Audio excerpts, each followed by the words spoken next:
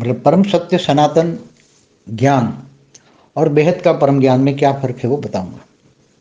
देखो, परम परम सत्य सनातन, जिसका शास्त्रों में वर्णन है कि ना इसका कोई आदि है ना अंत है, तो परम सत्य सनातन ज्ञान जो ब्रह्मांड की शुरुआत अगर गिने हम, हमारा ब्रह्मांड जो है, हमारा ब्रह्मांड की शुरुआत हुई तो पहले ब्रह्मांड का 50 साल, पहला परात पूरा हुआ तो पहला ब्रह्मांड का 50 साल कितना वर्ष होता है?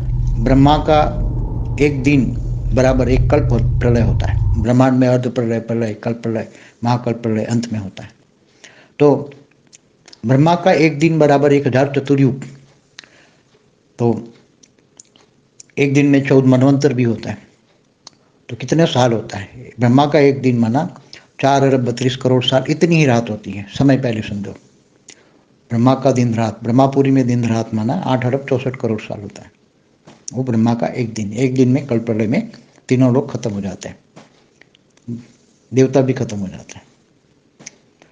तो ब्रह्मा का एक साल माना 31 खरब 10 अरब 40 करोड़ साल होता है, और ब्रह्मा का 50 साल माना एक परात, जो पहला परात पूरा हुआ, ब्रह्मा का पहला परात पूरा हुआ,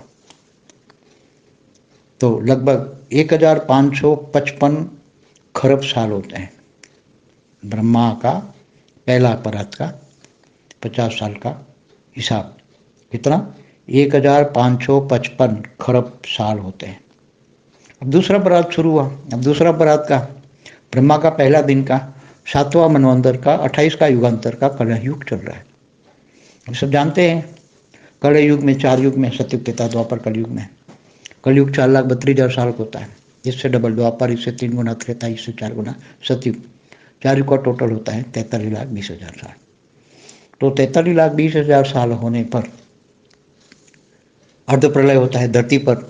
अर्ध प्रलय होता है, ये ब्रह्मांड में त्रिदेव है, ब्रह्मा द्वारा सृजन, विष्णु द्वारा पालना और शंकर द्वारा विनाश। ब्रह्मांड की आदि शक्ति करवाती है। तो ब्रह्मा विष्णु शंकर की भी में ब्रह्मांड की आदि शक्ति ब्रह्मा द्वारा सृजन, विष्णु द्वारा पालना और शंकर द्वारा विनाश करवाती है। तो जब अर्ध प्रलय होता है तब भगवान शंकर अपना तीसरा नेत्र खोलते हैं और असुरों का विनाश करते हैं, जलाकर भस्म करते हैं। अच्छी आत्मा बच जाती हैं और वो सतयुग में जाती हैं। ऐसी तरह कलयुग का अंत होता है, सतयुग की शुरुआत होती है। तो सतयुग, त्रेता, द्वापर, कलयुग, ऐसे 4 युग समय के हिसाब से घूमते रहते हैं। ऐसे युगांतर होते हैं। 4 युग को युगांतर कहते हैं, ऐसे युगांतर होते हैं।